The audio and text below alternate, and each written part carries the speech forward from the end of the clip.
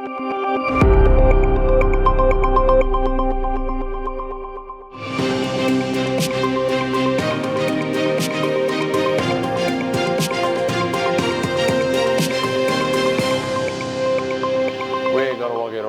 is Ratitsénhaienhs Paul Rice here for my Ratitsénhaienhs report. This is my first report since returning from my medical leave, and I've been back in the office for about 6 weeks now. Hit the ground running, as everybody knows, and I mentioned on the community. Over the holidays, I spent 30 days in rehab, and actually just this past week I've been 90 days sober. And again, as I reiterated during the K103 Party Line talk show, I just encourage all community members, just to, be the best version of themselves. And I just wanted to make sure that I passed that message along again. So now that I'm back in action here with the Mohawk Council of Kahnawake, back at the table with my colleagues, I'd just like to update the community on some of the files and some of the projects that I've been working on. So my primary portfolios are economic development and administrative affairs, and I'll start with administrative affairs. Soon the community will receive information related to the upcoming fiscal year 2025-2026 budget, as well as our financial results ending March 31st. And the community as a whole and the Mohawk Council of Kahnawake continues to be in a strong financial position. We'll have a very large surplus for the fiscal year ending March 31st. And in the upcoming budget, we are also projecting a surplus as well. And it'll be the final year of financial commitments related to the multi-purpose building. That's the new Cultural Center Museum Theater building, as construction is moving along relatively quickly.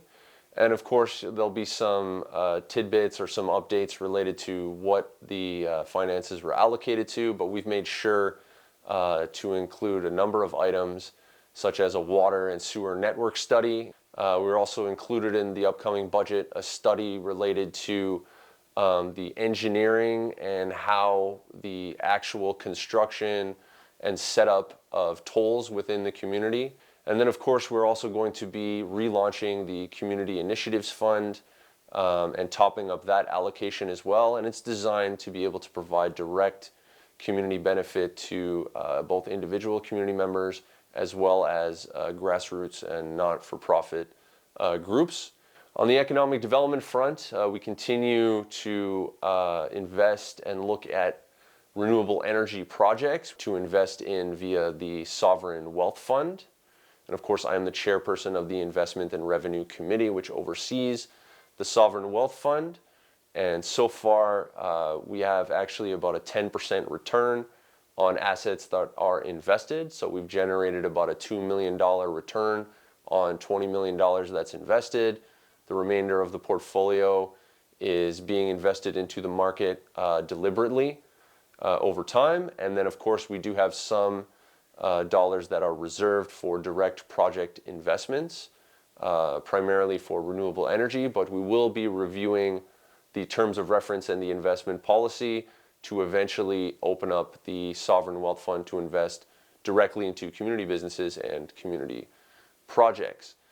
Some of the other portfolios I work on is lands, and I'm in the process of renegotiating, call it a compensation agreement for some of the rail that runs through the territory.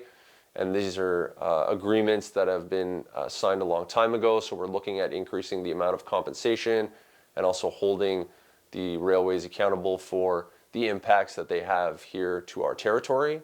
On the infrastructure, transport, and operations portfolio with lead Arnold Boyer, we'll be engaging with the province of Quebec to renegotiate the transport and user fee agreement. And that, of course, is to receive compensation and to account for the impact that all of the highways have going through the territory. And then, of course, we want to make sure that we can alleviate some of the impacts of that traffic, as well as invest additional dollars into public safety and community protection. So those are some of the big files that I've been working on. And then, of course, finally, my other portfolio is regulatory boards and commissions. And I've been working closely with the KGC in order to provide them with appropriate investments so that they can grow into the regulatory responsibilities that come with both interactive and land-based gaming, which have seen explosive growth here in the territory and online. So it's very important that we make sure that the KGC has the resources that they need so that they can continue to regulate what's been a very lucrative industry for the community as well. So I look forward to seeing you next time for the monthly report. Niawagoa o Nagiwahi.